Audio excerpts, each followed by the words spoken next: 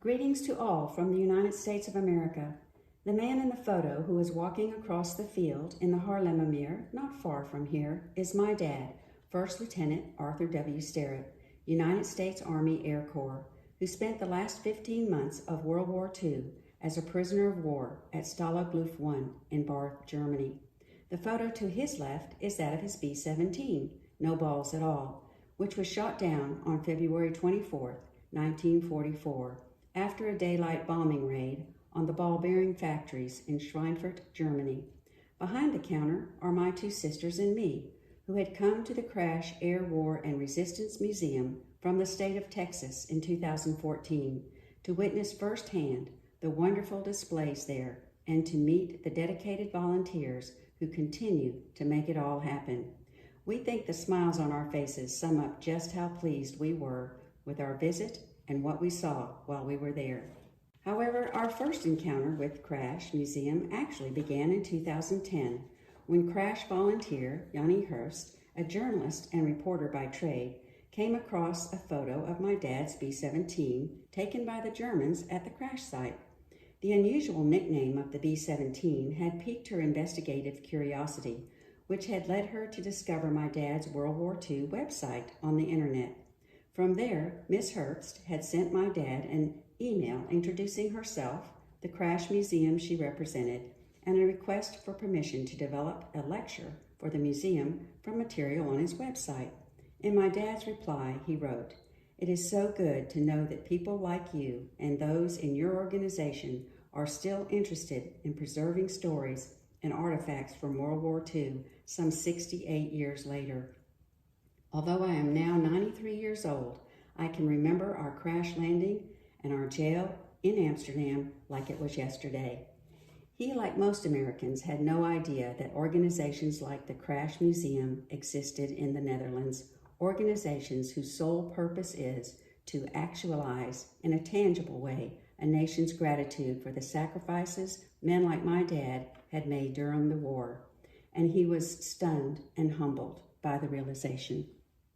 So began a special friendship between Miss Herbst and my dad until his death in April 2012. By that time, she knew his wartime story by heart, and with his blessings had developed a wonderful lecture about it, which she presented on numerous occasions at this and other museums in the area.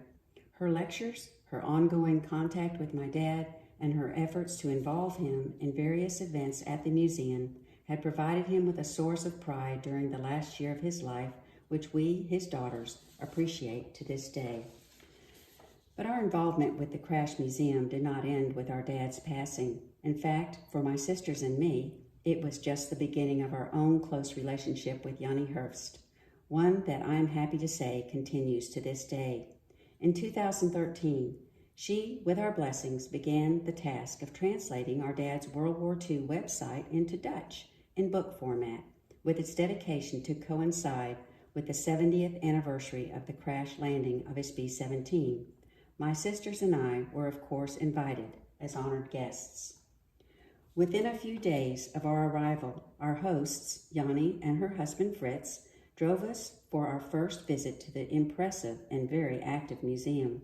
When we stepped inside, we were profoundly moved to see firsthand the very familiar German photos of our dad and his B-17 on display at the front desk as you walk in. What an honor this gesture was for him and for us as well. With introductions over, we were given a wonderful private tour of the museum, which included, to our surprise, a large area map on a back wall where a small blue tack pinpointed the exact location of the crash site of my dad's B-17, culminating years of research by crash volunteer Joost Klootvak.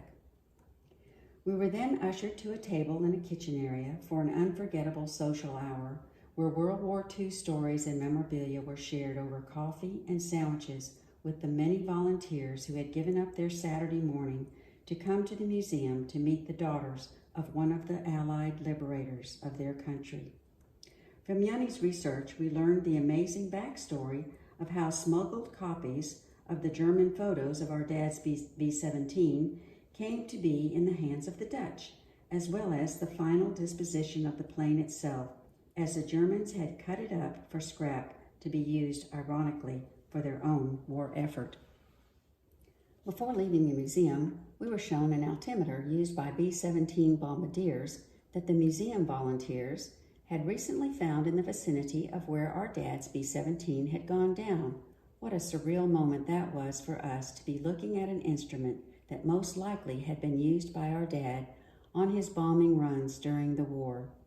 Later that afternoon, our hosts drove us to a grassy field near the 5th runway of the Schiphol Airport, where we walked beside a deep ditch to the site where our dad's B-17 had finally come to rest after crash landing in the field behind us 70 years before, almost to the day.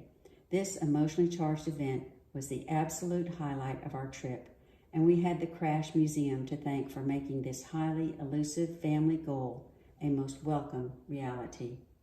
Before returning to the States, we went back to the museum one more time for Yanni's book dedication of my dad's war stories in Dutch, and once more we were amazed at the number of people in attendance, including several local reporters. Among the guest speakers for the event was Mr. Randy Berry, then Consul General to the United States Consulate in Amsterdam, and once again, the volunteers at the museum had done an outstanding job to make the occasion wonderfully special with just the right blend of sophistication and style deserving of such an event as this. Before leaving, we had a chance to talk with Mr. Ryan Clay, who as a small boy had witnessed the crash landing of our dad's B-17 near his childhood home, and whose discovery as an eyewitness to the event can be attributed once more to the diligent efforts of the volunteers of the CRASH Museum. Who could ask for more? This video is dedicated to the volunteers of the CRASH Air, War, and Resistance Museum 40 through 45 by the daughters of First Lieutenant Arthur W. Starratt, United States Army Air Corps, in appreciation of all they have done and continue to do to honor the legacy of the Allied airmen who fought in defense of freedom during World War II. We salute you on this, your 30th anniversary, and for the next 30 years, undoubtedly, to come. Congratulations and well done.